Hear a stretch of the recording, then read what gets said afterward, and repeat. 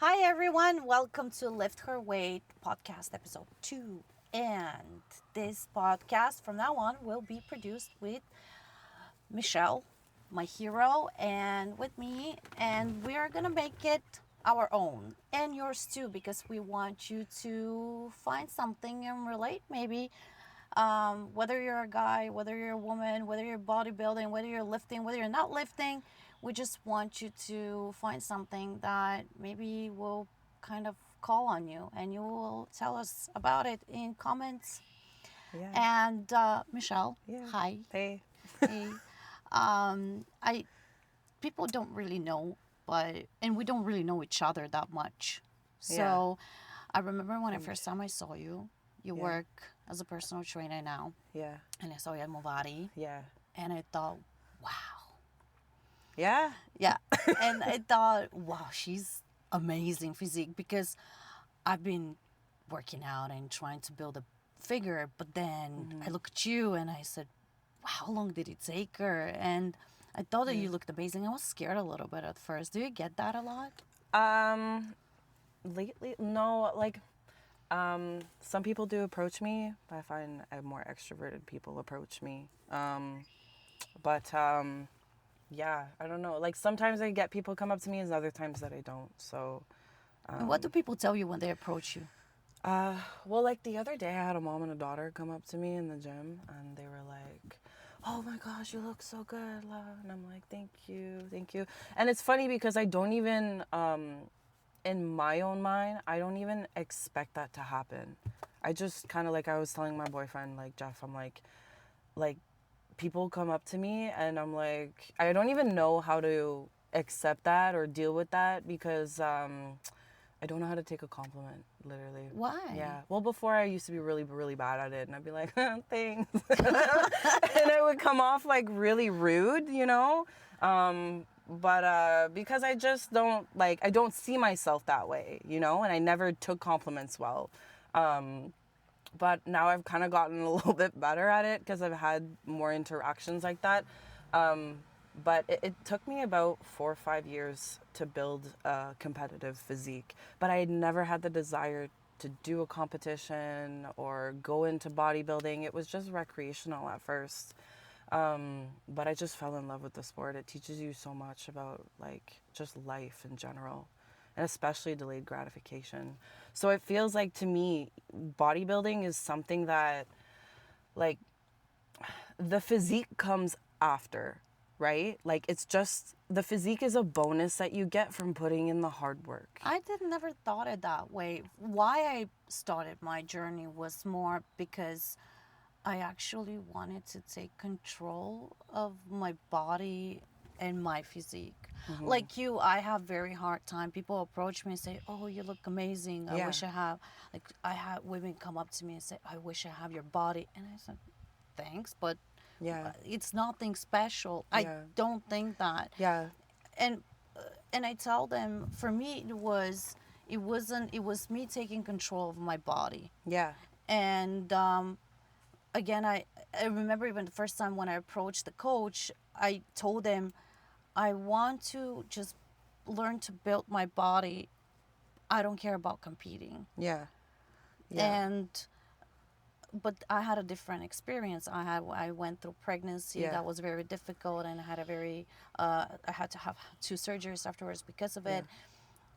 So it was taking control of your body, and for Yeah. you it was just because. It was just because, you know, well, it's part a little bit of my story. Like, I broke up with a boyfriend at the time, and I was so angry at the world. And basically, what happened, like I started everything. Bodybuilding for me started when I took a leap of faith for myself, and this was now 6 years ago. And I was about to get married. I was gonna have kids, have a whole entire life, and Oh my like, goodness. but I felt so much resentment in me. There was so much anger in me, and I ended up leaving that relationship before he proposed to me, and I started up fresh. I had no friends because all of my friends were mutuals with him, and I went to the gym on my own.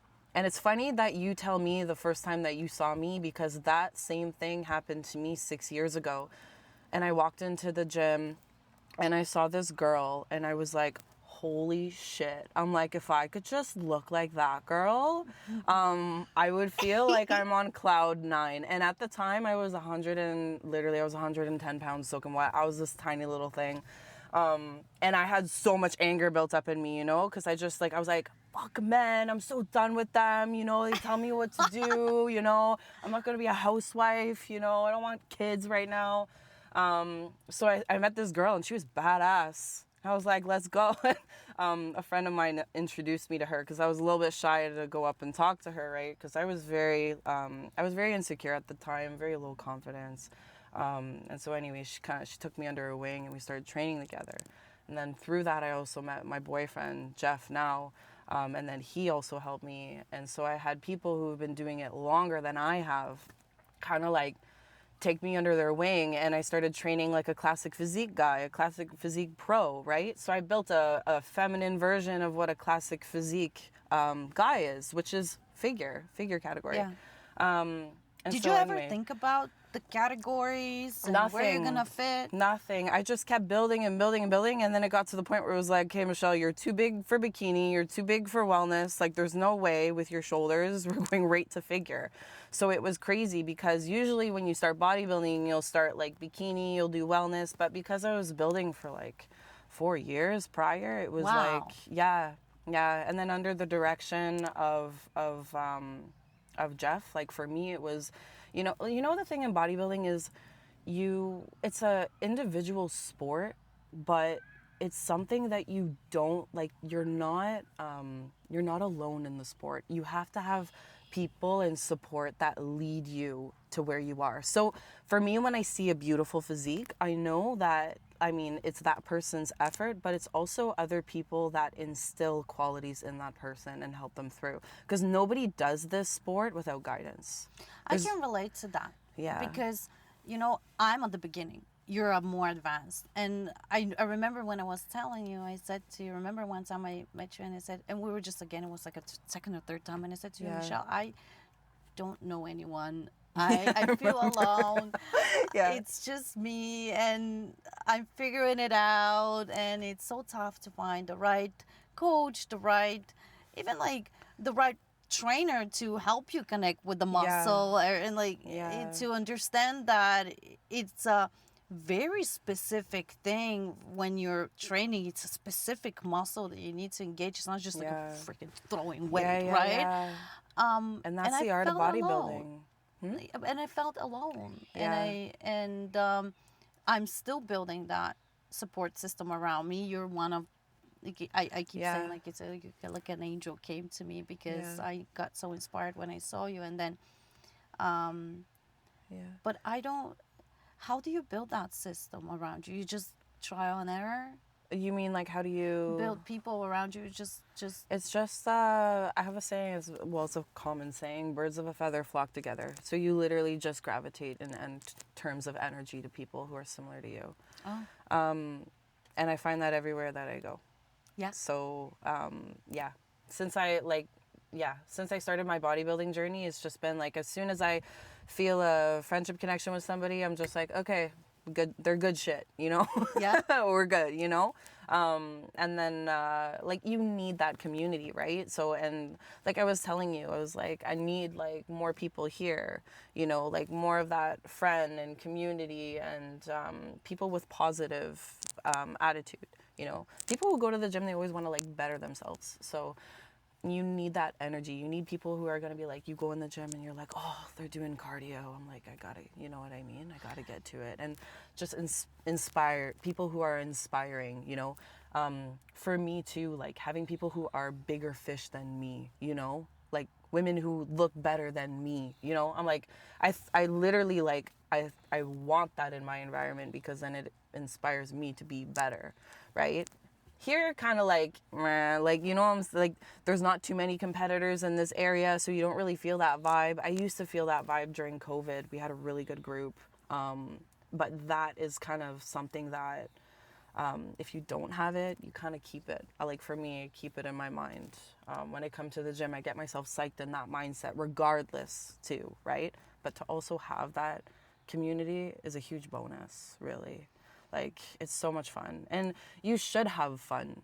doing the sport, going to the gym, seeing your friends, like pushing each other, right? Like being there for each other during your sets, right? That's literally what it's about, you know? So if you have to give an advice to a woman or even a guy or someone who is even interested to kind of go, Yeah. there's so many people, they say to me, and we see it, like, I'm afraid to go to the gym because I don't know what to do, or I would Yeah. feel judged, or Yeah, that was me.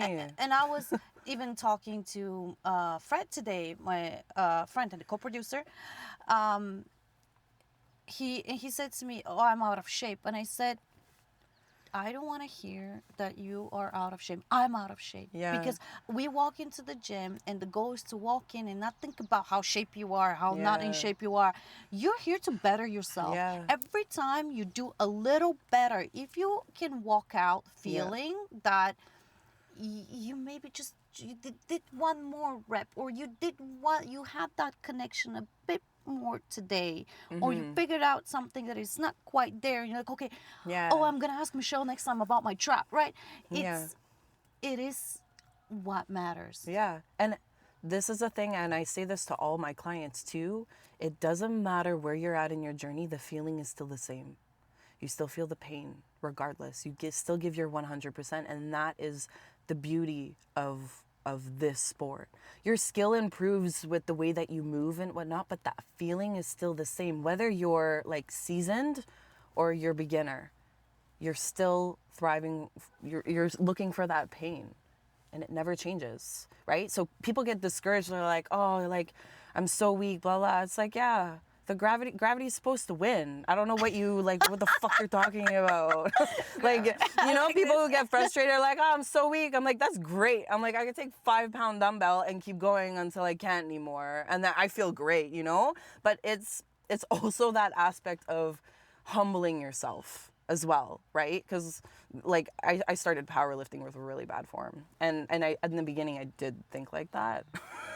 And it was ridiculous, because it was just like I was so obsessed with lifting heavy, and it's like, yeah, you have to lift heavy to build the strength, and then your muscle will grow, of course, but with good form. But heavy can also mean like going for like with a 10-pound dumbbell on a lateral raise. Like, that's fucking heavy. My shoulder can only handle so much, right? And so like people get annoyed that they can't lift, and it's like, yeah, but like I don't know what you're trying to achieve here. Like, bad form? Like, you're supposed to go until you can't anymore. You know? Yeah. And that should be what happens in every single training session, whether you're, like I said, in it for a long time or you're just starting. It's still the same fucking feeling. Well, like, that's the kind of, we can have a whole episode about what's a proper lifting, because again, there's a lot of people. I was even telling Fred today, I said, don't ego lift. Yeah. And he's like, no, I'm not ego lifting. If it was ego lifting, I'll be like, I'll put the weight like at But he's a big boy. 100. He's a big boy. He's a big guy. Yeah. But He can lift a lot. He can lift the whole rack. Like, he Yeah. was trying to do the pulls, like I was trying to warm him up, like with Yeah. his back with the resistant bands, and Yeah. he wrapped it around this rack, and he was started pulling, and they started pulling the rack with him. Yeah, that's so funny. Okay, thank you for this. I think we can wrap it here, because Yeah. we've chatted a lot. But Yeah. next week we will have another sesh, and we will talk about, I have some things in mind that we'll talk about, and you let us know what you think. Where are you in your journey of, whether it's fitness, whether it's doing something, whatever you love. And because it applies the same thing. It requires the discipline, it requires the love, it requires the passion, it requires the humbleness. Where are you? Share with us what you where you are, and maybe what you think about what we shared here. And we look forward to seeing you next time. Bye.